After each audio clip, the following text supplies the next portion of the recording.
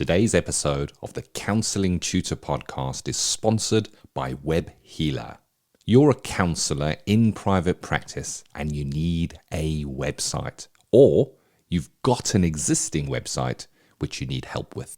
Web Healer are offering Counselling Tutor Podcast listeners, that's you, £100 off the cost of a website design and build.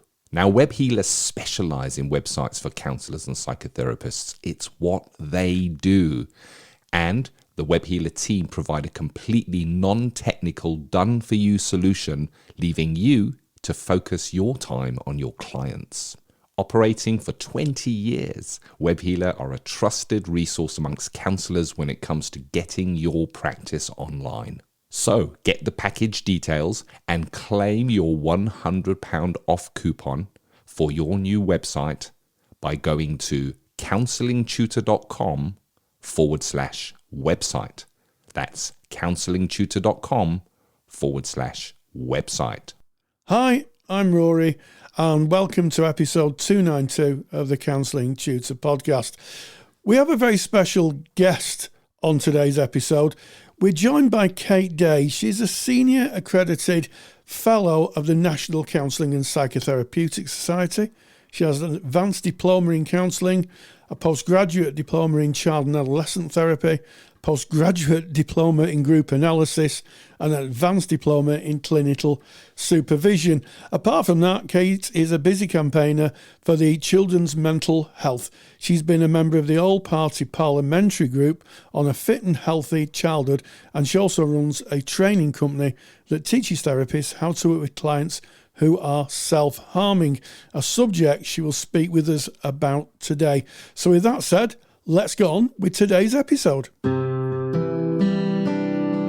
Welcome to the Counselling Tutor Podcast, the must-listen-to podcast for counsellors, psychotherapists, and counselling students. Here are your hosts, Rory Oakes and Ken Kelly. Very warm welcome from Rory and myself. As Rory said, it's episode 292. 3 stops on today's journey, starting with ethical, sustainable practice, discussing ethical framework in supervision. And then we're going into Practice Matters. That's that interview with Kate Day, working with self-harm, an all-important topic. And then we move on to our student services, where today we're going to be speaking about logging those client hours. And we're going to be sharing with you the do's and the don'ts. But starting us off, Rory, that ethical, sustainable practice, discussing ethical frameworks in supervision. Yes, Ken. And the reason I brought this is because recently one of my supervisees went for accreditation. She decided that she wanted to become an accredited therapist. And as part of the paperwork, I had to fill in a part as her supervisor. And one of the things that was asked was, is the ethical framework discussed in supervision? Is it a regular topic on the agenda? And I was very pleased to be able to say, with all honesty, yes, it is. Because ethical frameworks are our codes of practice. So there's many different ethical bodies. We've talked about this on the podcast many times. If you're working in the UK, you're under what's called the Professional Standards Authority, which is the top of the pyramid. And underneath the pyramid, or the umbrella, better way of thinking about it is an umbrella. Professional Standards Authority is the umbrella. And underneath that umbrella are a number of professional bodies who hold an accredited register. So they basically work all on the same principle. They have to report and justify themselves to the Professional Standards Authority. And one of the questions is, do you speak about the ethical framework in supervision? And the answer is yes, and it should be spoken about in supervision. It should be a regular agenda, a topic agenda. I'm sure there are a few people who might be listening who may very well, the last time they looked at their professional or ethical frameworks was when they had to do an essay on it in college. And I would say that it's essential for professional therapists now to revisit their ethical framework at every opportunity to make sure that they understand their obligations. We're now a profession. We may not be a very well-paid profession, and maybe that is a discussion for another podcast, but we are a profession, and most people in different professions understand their codes of practice. So supervisors should, I think, always try to discuss at least at some point in supervision, what part of the ethical framework are they working to? And certainly if there's an ethical dilemma that's brought up in supervision, get that ethical framework out, get the codes of practice out, and start to work through that. And hopefully it'll become second nature. It'll be like that kind of self-supervisor we sometimes talk about, where if something comes up in practice, you're automatically kind of scrolling in and tuning into your ethical codes to know exactly what your next move may be in supporting the client. It's a very important part of professional practice, and I fear that sometimes it's one that perhaps isn't paid enough attention to, Ken. Yeah, and I guess within supervision, the ethical framework will naturally weave its way into supervision. It should anyway. And we've identified 5 areas where your ethical framework is going to weave itself into your supervision practice. And one of those pointers is guidance in complex situations. Counselling can be ambiguous at times. You can be left not really knowing what to do. You can have 2 paths of action. Both of them feel ethical or both of them feel challenging. And it's, what do I do? And going in and speaking with your supervisor and then looking together at the ethical framework and what is suggested around where you find yourself can be very freeing. And of course, if nothing else, it gives you what we call defensible decision making, where when you make a decision, either A or B or C or whatever that may be, you're able to say why you made that. And within your notes, you might mention that you spoke to your supervisor about the ambiguity of the situation you found yourself in, what you discussed with your supervisor, what you referred to in the ethical framework, and why you made the decision that you made. And that is defensible decision making, where you can evidence why you made a certain decision, as opposed to kind of just picking one at random or the one that felt right at the time. So that's guidance in those complex situations, and they certainly come up a lot, Rory. Yes, they do. I'm never surprised when I supervise at how often part of the supervision discussion will be around ethical frameworks, or what is the ethical thing to do. And sometimes, here's the thing, it's not always about the client. It's not always about the client. Sometimes it can be a professional challenging the organization. I've had a number of occasions recently where a supervisor has said, I'm not so sure that what I'm being asked to do is ethical. They work for an organization. The organization has asked them to do something, and without kind of breaking confidentiality, they've said it doesn't feel right. And I said, well, let's have a look at the ethical framework. I said, because that then gives you, a line of defense and a line of inquiry to be able to say to the people who employ you, look, I've had a look at this and I'm actually compromised by my ethical framework. I'm in a compromised position here. And usually it's a lot of the difficulties that therapists have around their employment is because their employers aren't clear about the ethics that therapists work under. So it can be used to manage up as well as kind of manage situations in the therapy room, Ken. I certainly can look back on my practice career, Rory, and see a number of times where that has definitely been the case. And I'm going to go on to kind of point 2 now of where the ethical framework might weave its way into supervision. And I guess we're covering these topics to kind of show how the ethical framework might be used in supervision. It's not that you're going to get the ethical framework out and read it together to say and tick a box and say, yes, we've looked at the ethical framework. No. It's going to be linked to you, your practice, and point number 2, your professional development, because regular discussion about the ethical and professional frameworks, they're going to contribute to your ongoing professional development as a counsellor. And the conversations help you stay informed, and they help you stay current with, yes, what the ethical standards are, but also legalities and the requirements that we have as counsellors and psychotherapists. So I'm going to give you an example.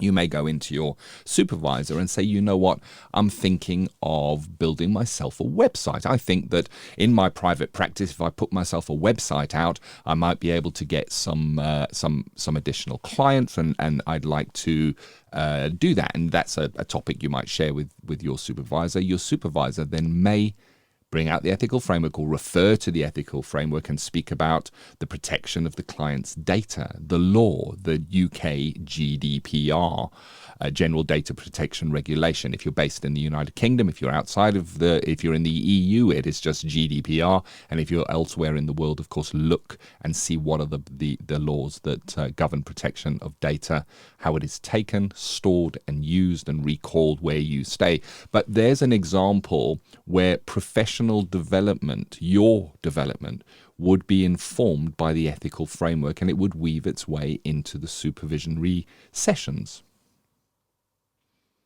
Yeah, absolutely. And data protection is becoming a bigger and bigger part of our practices now. We discussed it on episode 291 regarding, the use of AI and transcripts for students. And, we've spoken about this on a number of occasions about making sure our clients' data is safe and where we save it. That is going to be a big part of working ethically. And also, I think that, prevention, as they say, is better than cure, Ken.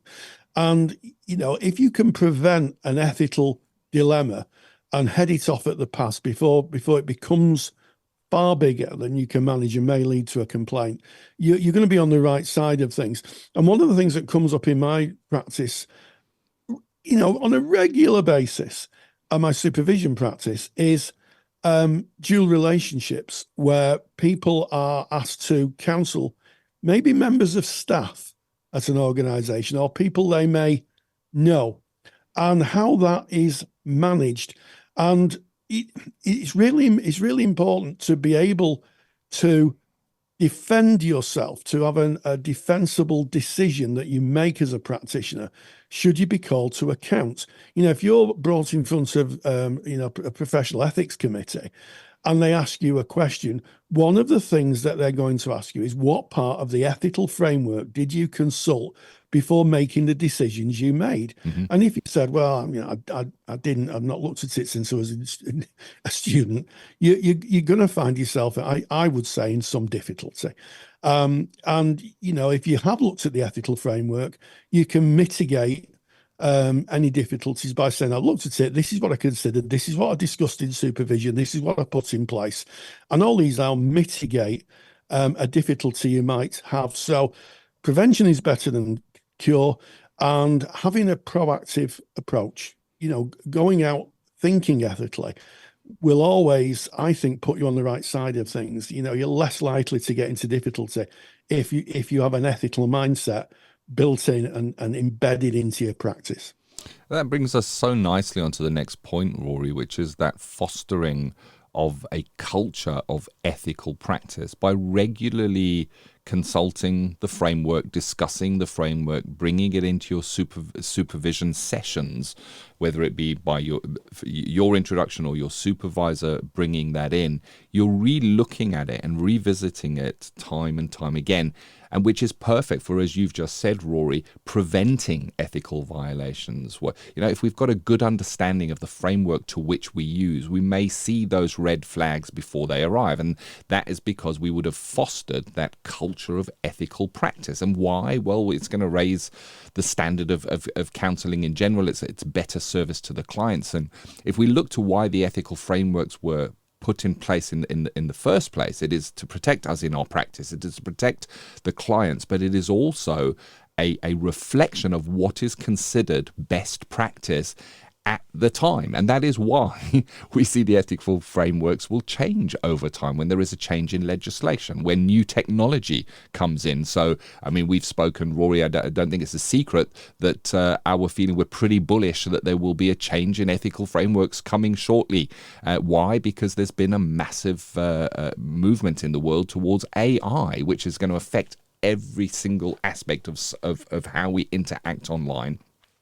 So chances are that's going to find its way into the ethical framework. So it keeps us current with what is happening, and just having that culture of ethical practice, regularly looking at the framework, keeping it top of mind, is in best service of ourselves, protection of our practice, and of course the clients that we see, Rory.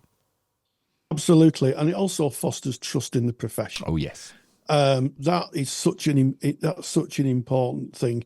You know, when people come to therapy, some will come to therapy because they may have had a colleague or a friend or a family member who's been to therapy and said, you know, it was so helpful to me.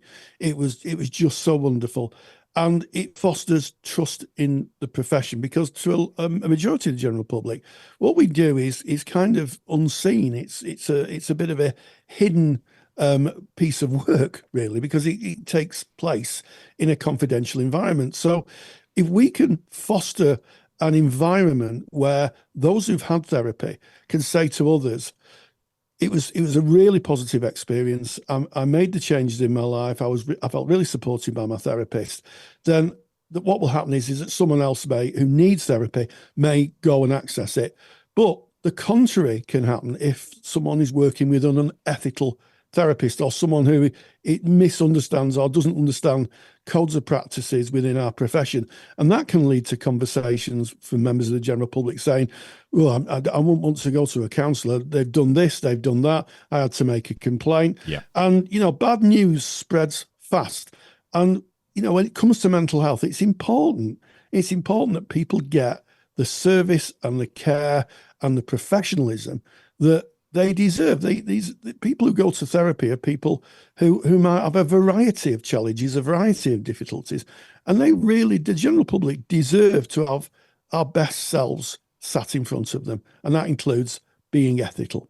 100%, Rory, and just kind of underlines the fifth point we wanted to cover today, and that's supporting client welfare. It is in service of the clients. You know, everything we've discussed so far, the only reason we would look to that framework is so that we can better serve, and we revisit regularly, foster that ethical culture of ethical practice. We can prevent potential instances before they come, because we're aware of the ethical framework. We might see signs, helps us with our professional development, and of course guides us in those complex situations. And there is a super duper handout for this that Rory has created that covers these points, and it kind of goes a little bit more in depth than we have here. So you can get that by going to counsellingtutor.com. That's our website. Click on the podcast tab, make your way to episode 292. That's today's episode, and you can download that document there. And I guess if anything, I consider, when last did the ethical framework appear in your supervision session? And it's the thing is, we might say, oh well, my supervisor hasn't brought it in for a while. Well, it's your supervision.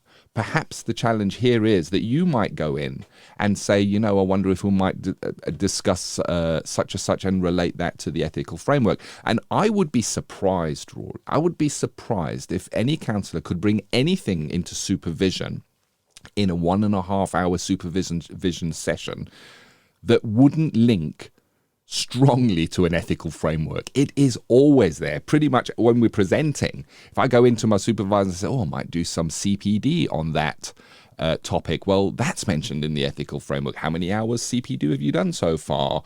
It all kind of ties in at the end of the day. It's almost the tie that binds. The ethical framework holds everything together.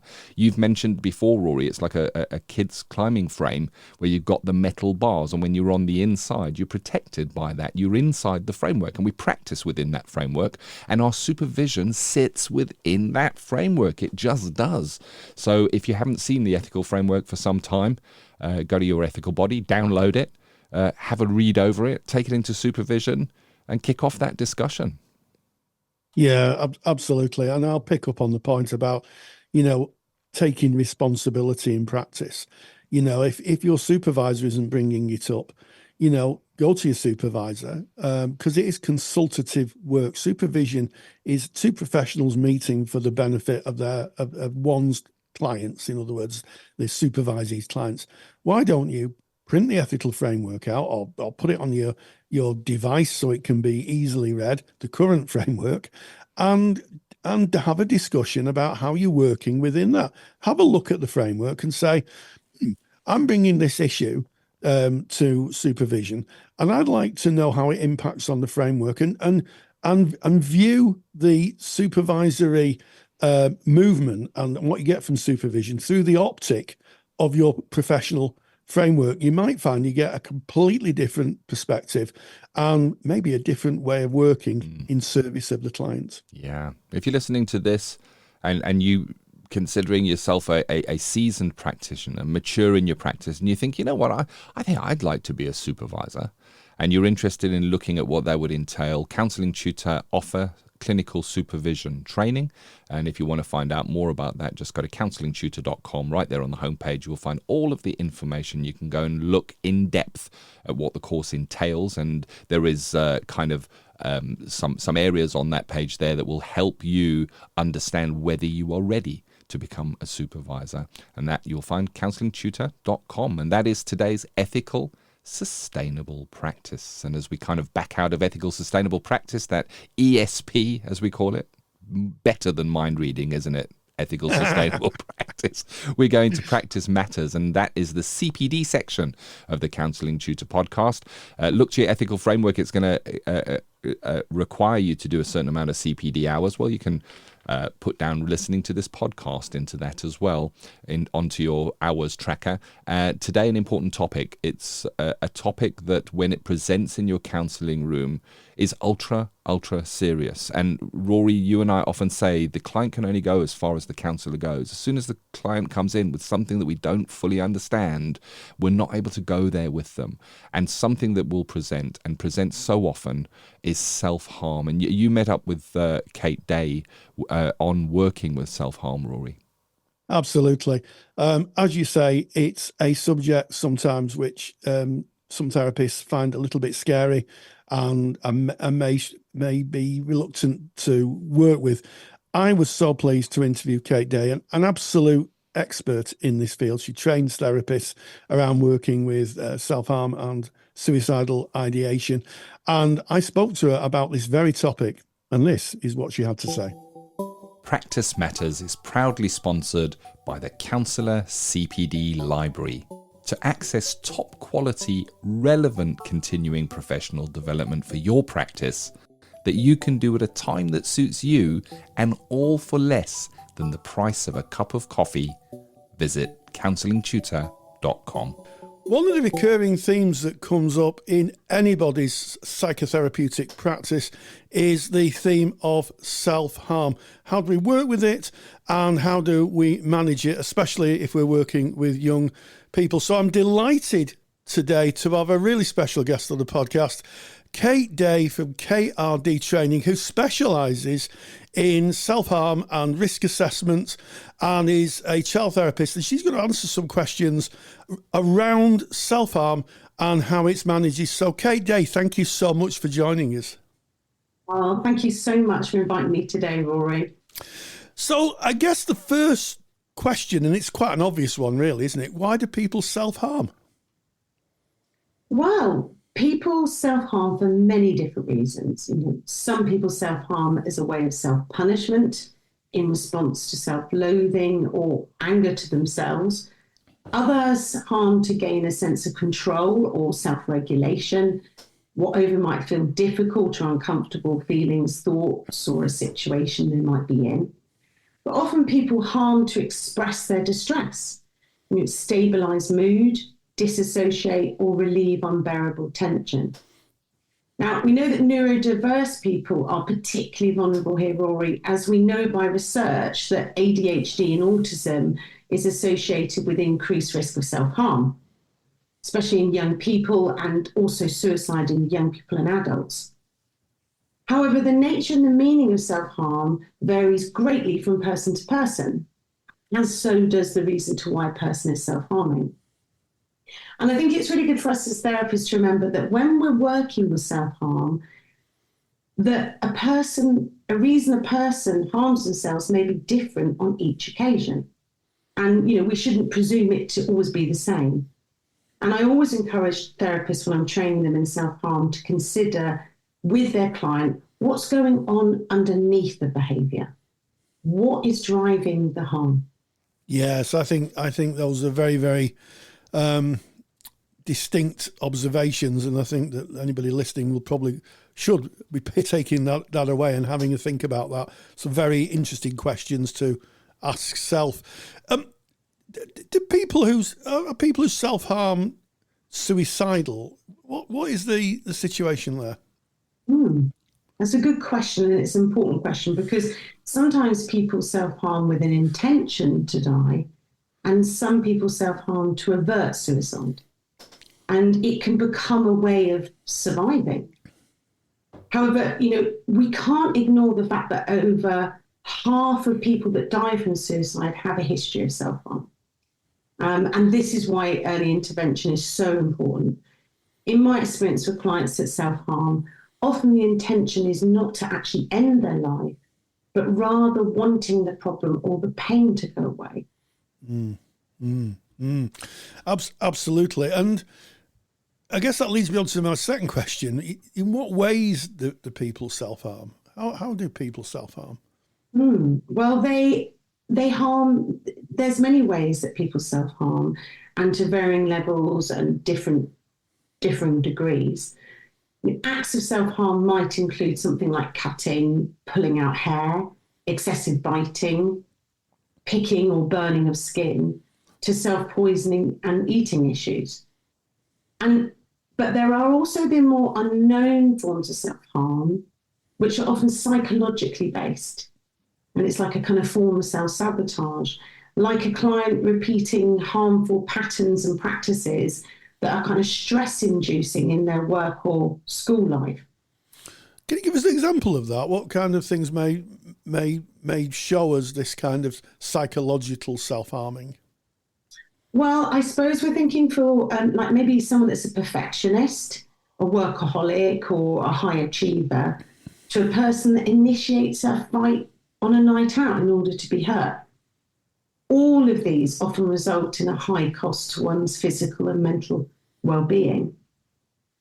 I think perhaps one of the most concerning at the moment is that there's been an increase in suicide in the UK due to more lethal methods being used, such as hanging, suffocation, and poisoning methods.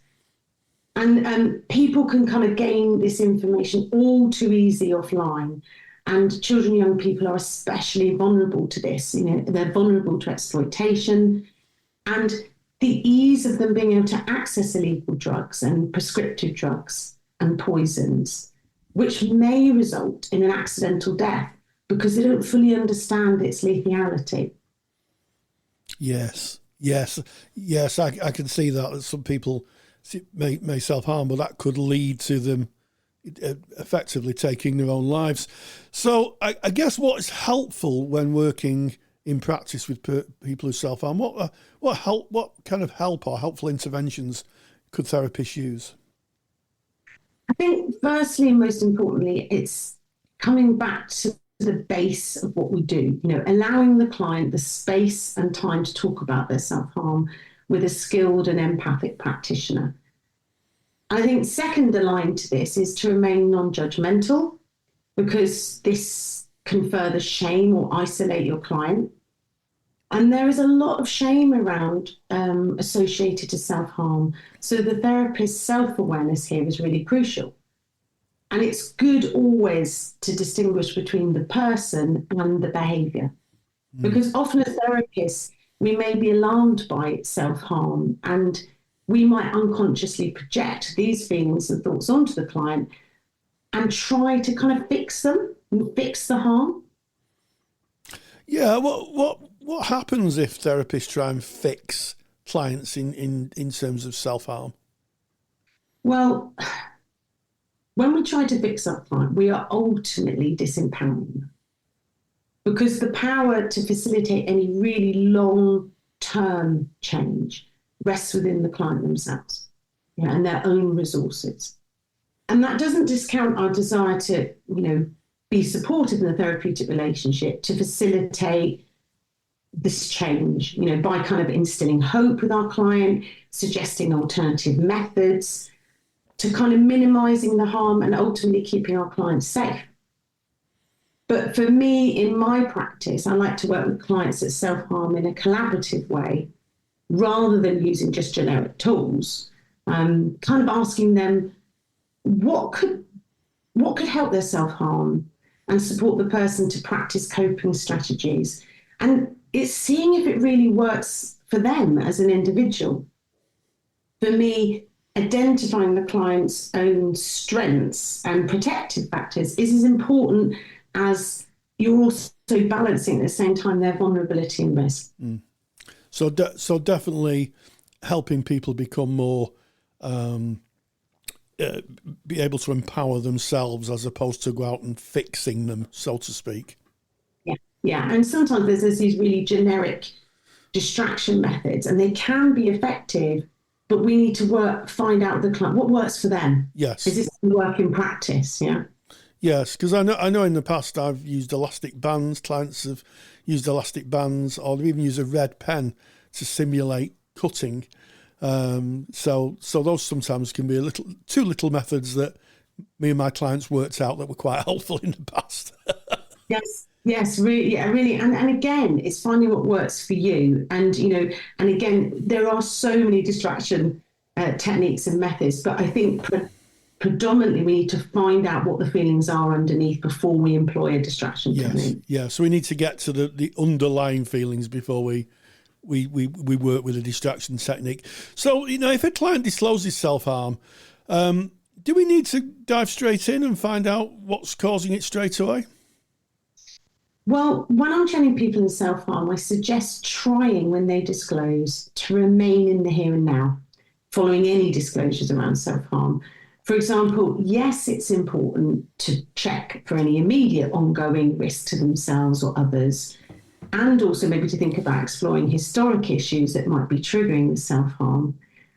But really allowing space in the session to just listen, lean into your client's language and the non-verbal cues, because this deepens the understanding to why this person may be harming. And if we go in too fast, or go in like a bull in a china shop, identifying triggers, trying to fix the harm, this may increase the person's distress even further. So I guess what I'm saying is that clients primarily need reassurance that their thoughts and feelings and anxieties are going to be taken seriously and that we're listening to them. And this is especially vital for those clients who repeat self-harm, who've experienced adverse childhood events such as abuse or neglect or violence. Because in the therapeutic space, alongside a sensitive approach, we can engender a sense of autonomy for those clients that have a history of trauma, as it can create this safe environment for their voice to be heard. And maybe that is for the very first time in their lives. Yeah, I just paused there because I thought that was I thought that was very, very powerful, in that, sometimes when clients come to us, it's the first time they're actually heard, and someone is sitting there listening without judgment, and they're just able to be themselves. And I think that can be incredibly facilitating just on its own. Now, if we're working with children or young people with self-harm, what are the issues around confidentiality?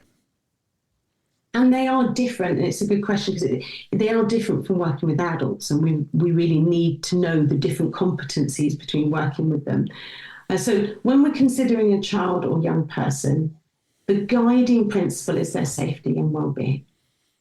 It's good practice to work systemically when working with children and young people, especially when the child is at risk of harm. So if you need to break confidentiality and share information with a parent or guardian or others, I would firstly seek or try to gain consent from the child or young person. It's good to be sort of open and honest from the onset of counselling about where information may be shared. And then go on to also, when you do need to share information, explain to the young person why, what, how, and with whom, and kind of give them choices and options about how they'd like that information to be shared. Yes. Yeah, I think facilitated choice and it coming from the young person themselves is always better than kind of, dictating. But is there a time when you would not share information with a parent and guardian? So is there a time when you would decide not to share information? Yes. As a therapist, we need to be aware of the child's situation. So, for example, if self-harm was a result of a situation in their home life and there is a safeguarding reason not to share the information with the parent or guardian, because this could further place them at risk, you may then need to inform the appropriate safeguarding services or CAMS, whilst encouraging them also to talk with another trusted adult to further their safety and support. I think if you're working as a counsellor in a school or any organisation, it's really important that you fully understand the workplace safeguarding policies. And in all cases, I always stress to everybody, when a child or young person is at imminent or serious risk of self-harm or suicidal and they disclose this in the session, immediate disclosure needs to be made to the appropriate emergency services. So we know that, that is got to be a kind of golden rule that when a young person at serious risk of harm, that is always reportable in that instant. Yes, and certainly with things like poisons or taking medication or pills, that type of thing, it's not unknown for a client to disclose this in the set that they've just taken stuff in the therapy room, in which case then that's definitely a treble 9 call. And time is important, in terms of their recovery as well. Yeah. Absolutely. What are your thoughts about risk assessment, doing risk assessment screening? Risk assessments with the aim of identifying and minimising the risk of self-harm and suicide are a good idea, and they need to be done. However, when I'm sort of training practitioners in self-harm and suicide, I always emphasise the validity of using a risk assessment. Using a risk assessment when, firstly, it's carried out in an empathic and holistic way. Second, that the information that the client gives you is actually supported and actioned into practice, doesn't stay just, on a form, and it's part of the ongoing process. And then lastly, I think any good risk assessment should be comprehensive in evaluating the person's individual needs, their safety considerations, and any other vulnerable factors that can explain why the person is self-harming or at risk. Yes.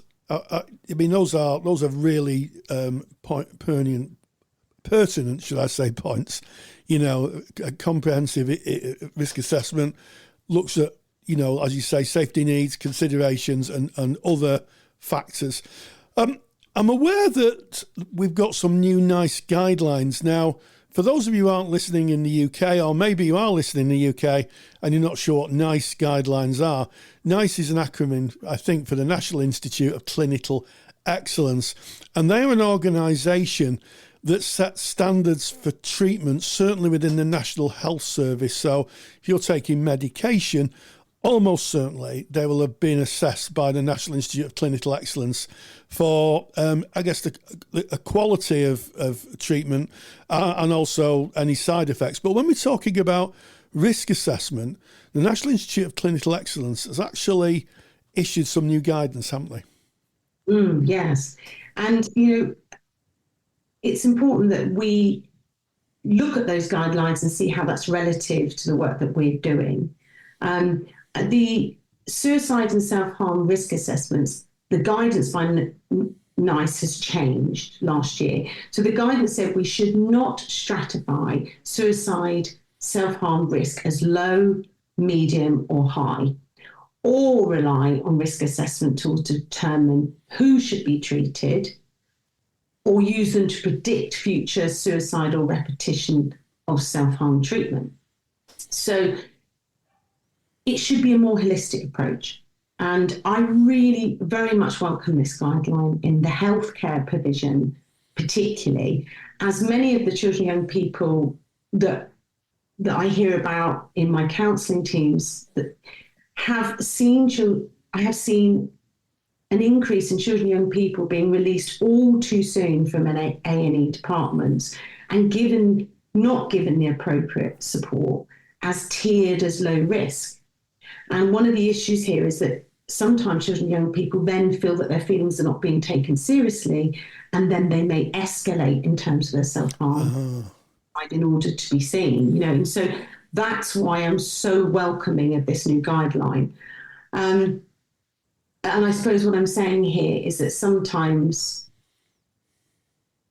the wound has not necessarily got, the wound that somebody might have or the harm might have doesn't necessarily show the severity of how the person's feeling distressed inside. And so in that sense, it can't be tiered. We need to look at it in a more holistic way. And I've been working with the National Counselling and Psychotherapy Society to consider how are these new guidelines related to counsellors, especially if you're in private practice. So in conclusion, I think counsellors already take a holistic approach. As what we do is we are continually assessing the child and young person for risk as it's part of the ongoing therapeutic relationship.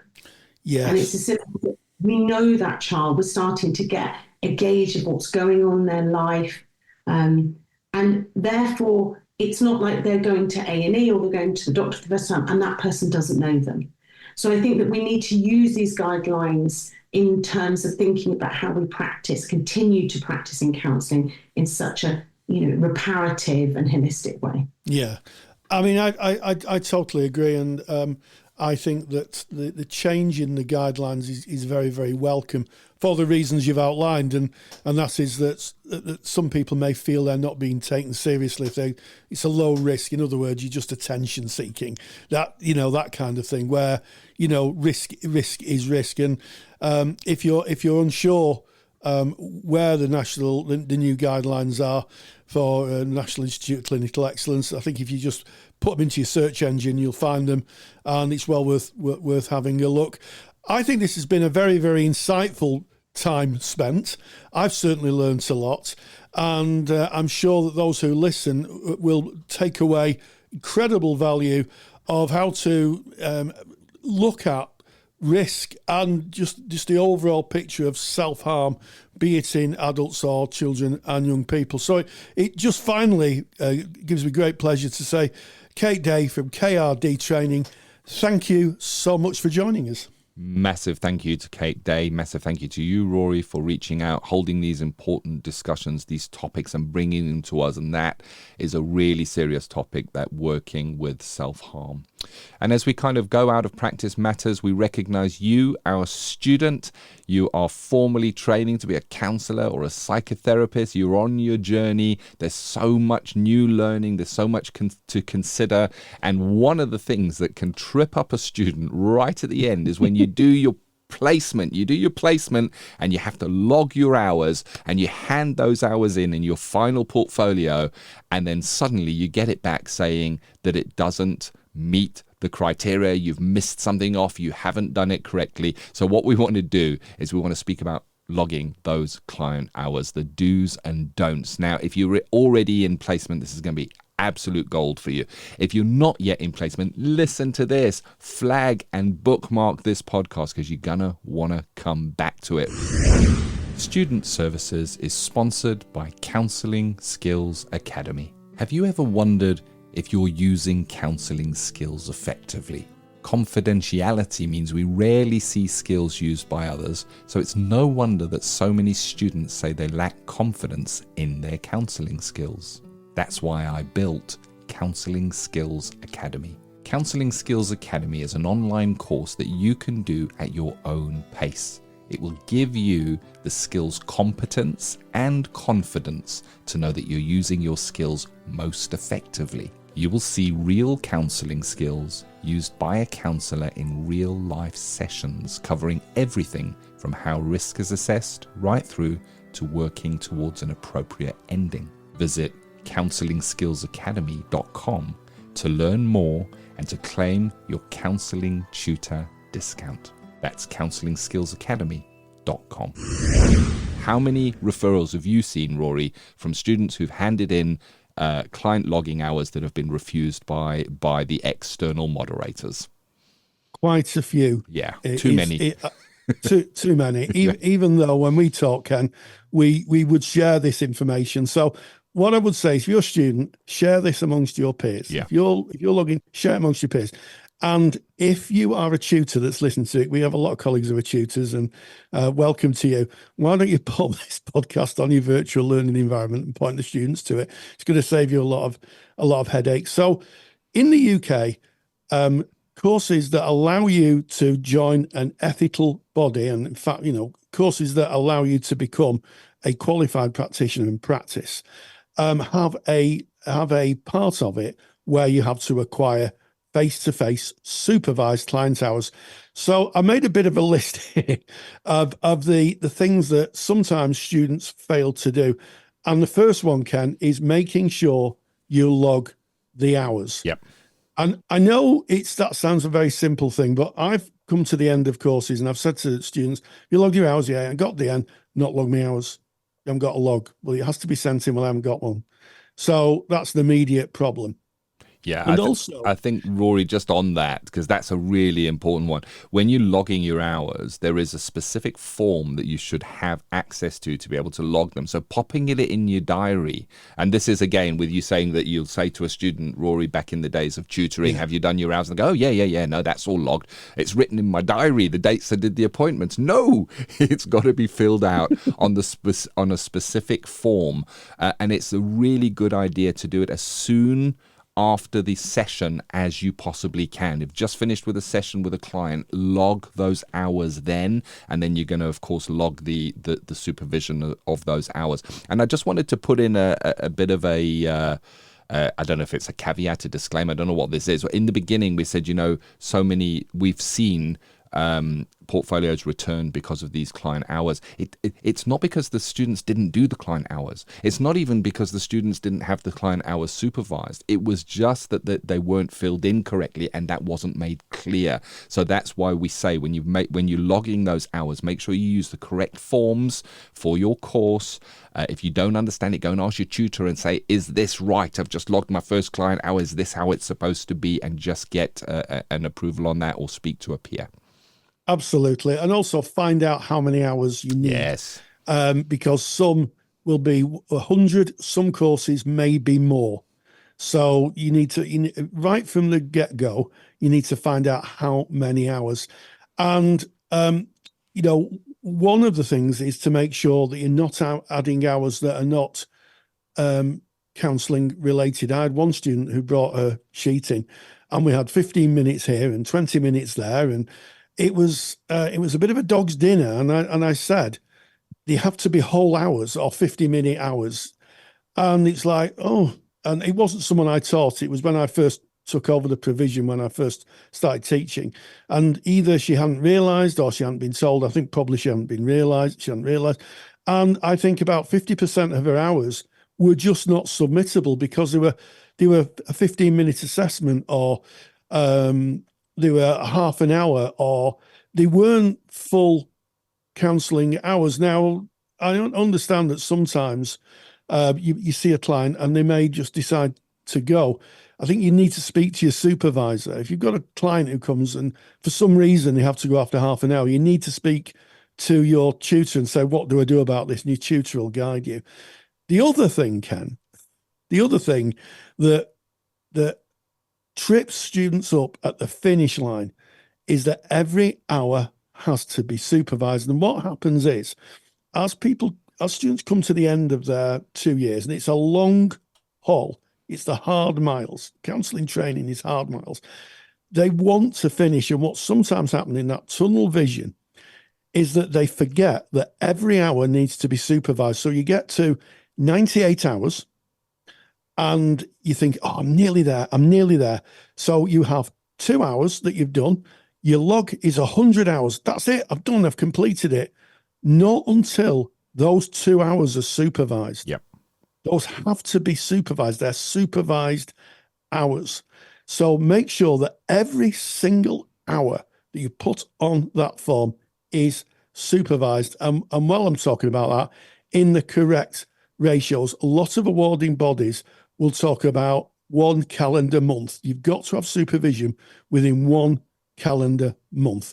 So make sure that your supervision ratios are correct. All this should be covered in college, but I think it's just worth reinforcing that, Ken. Yeah, it's important to look to your ethical body. As a student out on placement, you're going to be a student member of an ethical body. What are the requirements for your course? Look at your training provider.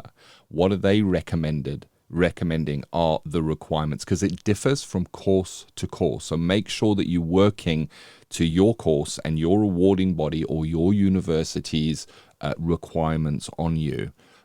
Use the correct form, as we've already said. Make sure that everything has been supervised, and it will be evidence that it is supervised. On the form, there will be a place where your supervisor will sign to say that these hours have been supervised. And then also remember that the agency in which you do your placement also have to sign to say, yes, you've done these hours. So there's a lot to remember there, a lot of moving parts. And that is a way of evidencing that those hours truly were done. Because at the end of the day, it's been looked at by an external assessor who's never met you before. So they just need to have that reassurance that these hours were done. And when you're looking at your hours, we see so many questions around required hours and how much supervision do I need for these hours? And what happens if I only saw one client? Do I still need to go to supervision? All of these are answerable by your college and your course or your university. Speak to your supervisor, ask them as well. They should be guiding you through this process of submitting your hours. And then also look to the ratio of how your hours are done. So as we speak at the moment, there are on some courses with some ethical bodies and with some training providers, there is provision for doing hours online, where you don't have to, where you're not face to face in a room with the client. You may be meeting them over online or via telephone. There is a ratio of how many hours you can do online and how many hours are required in a face-to-face setting. And it's worth just knowing what they are, get a full understanding of what is required from you, so that kind of as you fill that in and put and submit those hours, it doesn't come back to you. And of course, if it does come back to you, it's not the end of the world, is it, Rory? If you do get it coming back to you, and we've seen it before, you know, there's almost a feeling of dread. If I put my final portfolio in and it boomerangs back to me, all they're saying is, hey, we're missing some information here. Just help us out by filling it in. But it can cause stress, and we want to help you not have to face that stress by preparing first. Absolutely. And another couple of things, really. If you are working with two agencies, then you might want to find out how your awarding body wants the hours. So some awarding bodies will want them sequentially. So it doesn't matter which organisation you're working for, you put the hours in from 1 to 100 in the date. So, you know, I saw one client at one agency on the first, and I saw another client at an agency on the second, and you work your way down until the whole form starts at 1 and ends up in 100. And of course, both those need to be signed off by each agency. And there's one little, I guess oddity is the word, with some awarding bodies, and again, check with your tutor. If you're working with children, at least one awarding body I know says that 30 minutes can be counted as an hour. And the reason for that is because children's attention spans and their ability to kind of absorb the emotional side of things are a lot lower, can be a lot lower than adults. So they will sometimes accept half of the hours if you're working with children at 30 minutes, but you probably need a different form and you probably need a different disclaimer. So again, it's going back to your training provider and making sure it's really, really clear. And finally, logging, you know, it might seem a bit of a fuss to log these hours, but actually, if you decide to go for accreditation, you know, you can actually, I think, take the hours that you've done as a student and add them into your professional hours for the 450 hours you need for accreditation. So it's good practice to have a log. Yeah, that's a very good point, Rory.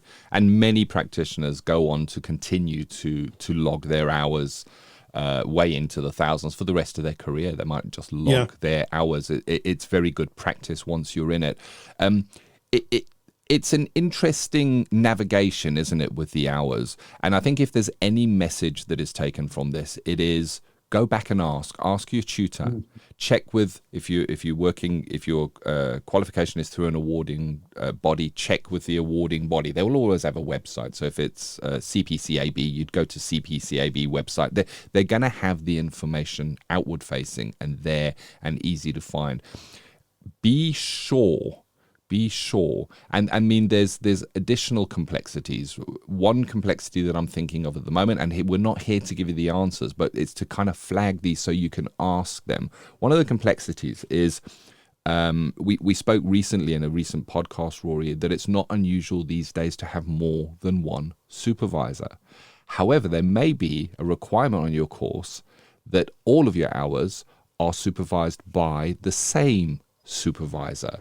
Now, what happens then if you have a need to change your supervisor halfway through your training? What happens if you do need two supervisors because maybe you're working with one supervisor who is supervisors in your core modality, and then you might be using another supervisor because they specialize in online working and maybe the first supervisor doesn't have that skill set. It's all complexities that need to be clarified first. As soon as you get the answer, you know what is expected of you, then you know what to fill in, and then you don't have to have that feeling of that being returned to you. Yeah, absolutely. And I think that's quite pertinent for some agencies that insist that you have supervision with them. And I've come across many students through the years who've said, I'm not actually getting what I need from the supervisor from the agency. So they've taken on a secondary supervisor that they see that kind of gives them more of what they need. And I guess the question is, who signs off the supervision hours? Is it the external supervisor or is it the internal one? I think that is a question. Yeah. That is a question for your for your tutor. But if you get all your ducks in a row, you submit your supervision form and you should be fine. But just make sure, certainly with those supervised hours, as you come to the end of the course, you're getting near to the end, you've got 2 hours, you have them in, that's it, I've done, fantastic, I'll hand that in, that's one big tick done. Make sure they're supervised, because I've seen so many students just fall at the last hurdle because they've not had those 2 final hours supervised. Great topic for our student services today, Rory. So thank you for joining us. We're grateful that you lend us your ears. This is the Counselling Tutor Podcast, episode 292. Yes, we started off with ethical sustainable practice, and we discussed ethical frameworks in supervision, the importance of weaving in the ethical frameworks or codes of practice into your supervision activity and indeed your everyday thinking when you're working with clients. Practice Matters saw me speaking with Kate Day, a professional who knows so much about working with self-harm, and she shared valuable insights. And then finally, we landed on student services, logging client hours, the do's and the don'ts. We hope that we've helped you not trip at the finishing line. And before we close out today's episode, got a favour for you, the listener. If you've enjoyed and benefited from our conversation today, please leave us a 5-star review on whatever platform you're tuning in from. It genuinely helps us reach more ears and grow our community. And secondly, if you know someone who might benefit from hearing the podcast, why don't you pass it on through your social media so they can hear it too. Your word of mouth is so powerful. We appreciate every share, tweet or X as it is now, or post that brings listeners into our community. Thank you so much for allowing us to be part of your journey. And as always, stay grounded and stay safe. Take the stress out of your counselling studies and get the support of Rory and I by joining us in the Counselling Study Resource. See how Counselling Study Resource can help you. Visit counsellingtutor.com. That's counsellingtutor.com. Thank you for listening to the Counselling Tutor Podcast. Find the show notes for this episode by visiting counsellingtutor.com.